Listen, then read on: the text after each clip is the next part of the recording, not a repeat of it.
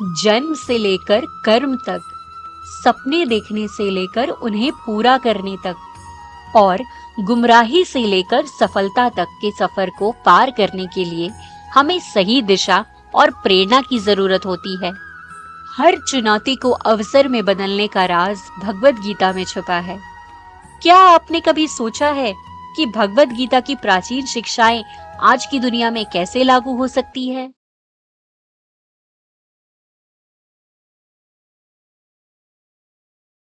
नमस्कार मित्रों, स्वागत है आप सभी का हमारे चैनल डिवाइन एंड स्पिरिचुअल पे। आज हम सब जीवन की किसी न किसी चुनौतियों से जूझ रहे हैं। कभी सोचा है कि भगवद गीता की शिक्षाएं आपके जीवन में कैसे बदलाव ला सकती है? आज का ये वीडियो समझाता है कि कैसे गीता के सूत्र आपके हर दिन को आसान और सफल बना सकते हैं। तो चलिए शुरुआत करते हैं और समझते हैं कि गीता के ये अनमोल विचार आपके जीवन में कैसे प्रभाव डाल सकते हैं। अब समझते हैं कि 16वां श्लोक क्या कहता है। किं कर्म किम कर्मेति कवयोप्यत्र मोहिता तत्ते कर्म प्रवक्ष्यामि यज्ञात्वा मोक्षसे शुभात्। कर्म क्या है और अकर्म क्या है, इस विषय में ज्ञानी पुरुष भी भ्रमित हो जाते हैं। इस श्लोक में श्री कृष्ण अर्जुन को समझाते हैं कि कर्म और अकर्म के भेद को समझना आसान नहीं है। यहाँ तक कि ज्ञानी पुरुष भी इसे लेकर भ्रमित हो जाते हैं। कर्म का सही ज्ञान न केवल जीवन को दिशा देता है, बल्कि इससे व्यक्ति पाप और अशुभ कर्मों से भी मुक्त हो सकता है। कृष्ण यहाँ अर्जुन को कर्म का गुण ज्ञान प्रदान करने का वचन देते हैं, ताकि वह अपनी शंकाओं का समाधान कर सके और अपने धर्म के अनुसार कार्य कर सके। कर्म के वास्तविक अर्थ को जानकर व्यक्ति मोक्ष की ओर अग्रसर हो सकता है। चलिए अब समझते हैं कि 17वां श्लोक क्या कहता है। कर्मणो ह्यपि बोद्धव्यम च विकर्मण अकर्मणश्च बोद्धव्यम गहना कर्मणो गति। कर्म को समझना आवश्यक है, विकर्म को भी जानना चाहिए और अकर्म को भी समझना चाहिए, क्योंकि कर्म की गति बहुत गूढ़ और रहस्यमयी होती है। इस श्लोक में श्री कृष्ण कर्म, विकर्म और अकर्म के बीच के सूक्ष्म अंतर को समझाने का महत्व बता रहे हैं। वे कहते हैं कि कर्म का सही अर्थ समझना बहुत ही कठिन है, क्योंकि कर्म की प्रकृति बहुत जटिल है। सही मार्ग पर चलते हुए उचित कर्म करना और विकर्म या अकर्म से बचना जीवन में धर्म और मोक्ष प्राप्त करने के लिए आवश्यक है। इस श्लोक का उद्देश्य अर्जुन को कर्म के गहरे रहस्य को समझने के लिए प्रेरित करना है। अब हम 18वें श्लोक को समझते हैं। कर्मण्य कर्म या पश्येद कर्मणि च कर्म या सबुद्धिमान मनुष्येषु संयुक्त कृत्स्न कर्म कृत। जो मनुष्य कर्म में अकर्म देखता है और अकर्म में कर्म देखता है, वह मनुष्यों में बुद्धिमान है। वह योग में स्थित है और सारे कर्मों को करने वाला है। यह श्लोक गीता के ज्ञान योग के संदर्भ में है, जहाँ भगवान श्री कृष्ण अर्जुन को कर्म और अकर्म के गूढ़ रहस्यों को समझा रहे हैं। यहाँ ये समझाया गया है कि कर्म करते हुए भी जो व्यक्ति अपने आप को निर्लिप्त और अकर्मणीय दिखता है, वही सच्चे अर्थों में ज्ञानी है। वह व्यक्ति संसार में कार्य करते हुए भी उससे बंधता नहीं, क्योंकि वह अपने कर्मों को निष्काम भाव से करता है। चलिए अब समझते हैं कि श्लोक 19 का क्या अर्थ है।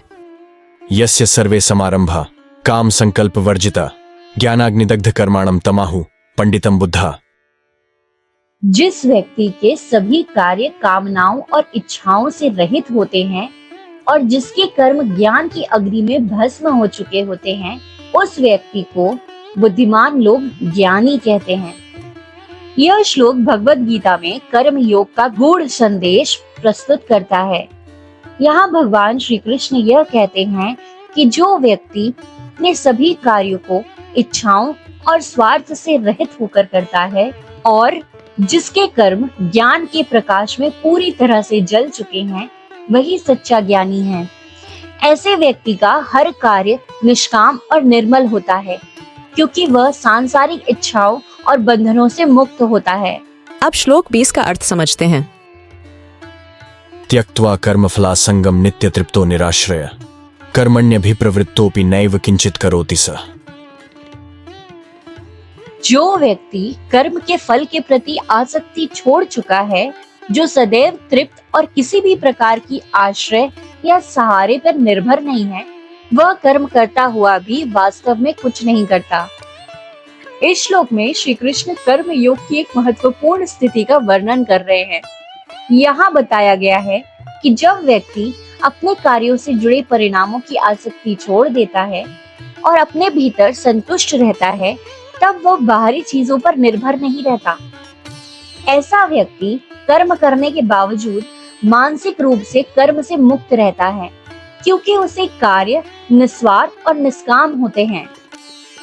इस अवस्था में भी वह सभी कार्य करता है, परंतु ऐसा प्रेरित होता है कि उसने कुछ भी नहीं किया, क्योंकि वह कार्य के परिणामों से बिल्कुल भी बंधा नहीं होता। चलिए अब समझते हैं कि श्लोक 21 क्या कहता है। निराशीर्यत चित्तात्मा त्यक्त सर्व परिग्रह शारीरम केवलम कर्म कुर्वन्नाप्नोति किल्बिषम। जो व्यक्ति आशा रहित, संयमित चित्त और आत्मा वाला होता है, जिसने सभी प्रकार की भौतिक वस्तुओं और परिग्रहों को त्याग दिया है, वह केवल शरीर के लिए किए गए कर्मों के द्वारा पाप को प्राप्त नहीं होता। इस श्लोक में भगवान श्री कृष्ण कर्म योग की उच्च अवस्था का वर्णन करते हैं। यहाँ बताया गया है कि एक ऐसा व्यक्ति जिसने सभी प्रकार की इच्छाओं और वस्तुओं का त्याग कर दिया है, जिसका मन और आत्मा पूरी तरह से नियंत्रित है, वह केवल अपने शरीर के लिए आवश्यक कर्म करता है। ऐसे व्यक्ति का कोई कर्म पाप या बंधन का कारण नहीं बनता, क्योंकि वह निष्काम भाव से कर्म करता है। इस स्थिति में उसके कार्य केवल शरीर की आवश्यकताओं की पूर्ति के लिए होते हैं और वह कार्यों के फल से पूरी तरह से मुक्त रहता है। अब समझते हैं कि श्लोक 22 क्या कहता है। यदृच्छालाभ संतुष्टो द्वंद्वातीतो विमत्सर सम सिद्धावसिद्धो च कृत्वापि न निबध्यते। जो व्यक्ति बिना इच्छा के प्राप्त हुए लाभ से संतुष्ट है, द्वंद्वों से परे है, ईर्ष्या से मुक्त है और सफलता असफलता में समान भाव रखता है, वह कर्म करने पर भी कर्म बंधन में नहीं बनता। भगवान श्री कृष्ण यहाँ ऐसे व्यक्ति का वर्णन करते हैं जो कर्म फल की आसक्ति से मुक्त होकर अपने कर्तव्यों का पालन करता है। ऐसे व्यक्ति जो बिना किसी स्वार्थ या ईर्ष्या के कार्य करता है और जो परिस्थितियों के अनुसार मिले लाभ से संतुष्ट रहता है, वह संसार के द्वंद्वों से ऊपर उठ जाता है। उसकी दृष्टि में सफलता या असफलता दोनों ही समान होती है। इसलिए वह व्यक्ति कर्म करने पर भी कर्म के बंधन से मुक्त रहता है। यह कर्म योग की अवस्था है, जिसमें मनुष्य कर्म करता है, लेकिन उन कर्मों का फल उसे बांधता नहीं है। अब समझते हैं कि श्लोक 23 क्या कहता है। गत्संगस्य मुक्तस्य ज्ञानावस्थित चेतस यज्ञायाचरत कर्म समग्रम प्रविलीयते। जिस व्यक्ति का आसक्तियों से नाता टूट गया है, जो मुक्ति की स्थिति में है और जिसका चित्त ज्ञान में स्थिर है, वह जब यज्ञ की भावना से कर्म करता है तो उसके सभी कर्म नष्ट हो जाते हैं। भगवान श्री कृष्ण यहाँ बताते हैं कि वह व्यक्ति जो मोह से मुक्त हो चुका है और जिसका मन स्थायी रूप से ज्ञान में स्थित है, जब वो अपने सभी कार्य यज्ञ के भाव से करता है तो उसके सारे कर्म धीरे धीरे समाप्त हो जाते हैं। यज्ञ का अर्थ है निस्वार्थ भाव से किया गया कार्य, जो किसी व्यक्तिगत लाभ के लिए नहीं, बल्कि समाज या परमात्मा के प्रति कर्तव्य भाव से किया जाता है। इस प्रकार से कर्म करने वाला व्यक्ति कर्म के बंधनों से मुक्त हो जाता है। अब समझते हैं कि श्लोक 24 क्या कहता है। ब्रह्मार्पणम ब्रह्म हविर्ब्रह्माग्नो ब्रह्मणा हुतम ब्रह्मैव तेन गंतव्यम ब्रह्म कर्म समाधिना। भगवान श्री कृष्ण इस श्लोक में कर्म योग की उच्च अवस्था का वर्णन करते हैं। जब कोई व्यक्ति अपने कर्म को समर्पण भाव से करता है, उसे ब्रह्म के रूप में देखता है, तब हर क्रिया एक यज्ञ बन जाती है। इस भाव से किया गया कर्म साधक को मोक्ष की ओर ले जाता है। इसका मतलब यह है कि जब व्यक्ति स्वयं कर्म और कर्म का परिणाम सभी को ब्रह्म के रूप में देखता है, तो वह कर्म के बंधनों से मुक्त होकर ब्रह्म को प्राप्त करता है। तो अब समझते हैं कि इन शिक्षाओं को व्यवहारिक जीवन में कैसे उपयोग किया जा सकता है। हमें यह समझना चाहिए, जीवन में सच्ची सफलता तभी मिलती है जब हम अपने कर्तव्यों को बिना किसी फल की चिंता किए निभाएं। कर्म और अकर्म के भेद समझना और सही मार्ग पर चलना जरूरी है। आत्म संयम और काम जीवन का संतुलन बनाए रखना भी जरूरी है, ताकि हम मानसिक शांति और संतुलन प्राप्त कर सकें। सफलता और असफलता दोनों को समान दृष्टिकोण से देखना तनाव को कम करता है और आत्म विकास को बढ़ावा देता है। यह सिद्धांत युवाओं को अपने जीवन को उद्देश्यपूर्ण और संतुलित तरीके से जीने की प्रेरणा देते हैं।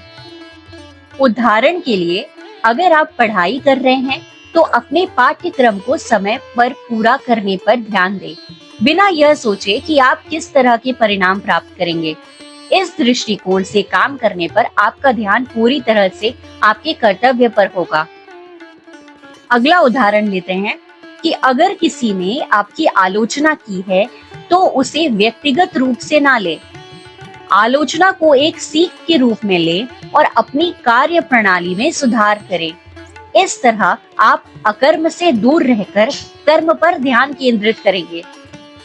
आपको रोजाना एक समय निर्धारित करना चाहिए जिसमें आप ध्यान या योग करें। इससे आप मानसिक शांति और आत्म संतुलन प्राप्त कर सकेंगे, जो आपके काम के प्रति दृष्टिकोण को सुधारने में मदद करेगा। अगला उदाहरण लेते हैं कि अगर आप किसी प्रतियोगिता में असफल होते हैं तो इसे एक अवसर के रूप में देखें कि आप अपनी कमजोरियों को सुधार सकें।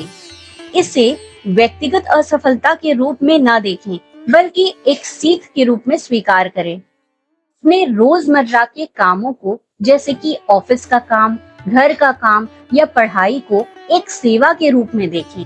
मान लें कि आप यह सब कार्य समाज के लाभ के लिए कर रहे हैं। इससे आपके कार्य में और अधिक समर्पण और निष्ठा आएगी। तो दोस्तों, आज हमने सीखा कि भगवद गीता की शिक्षाएं न सिर्फ पुरानी हैं, बल्कि हमारे आधुनिक जीवन में भी कितनी उपयोगी हो सकती है। आशा है कि आपने इन विचारों को अपनाने की प्रेरणा पाई होगी।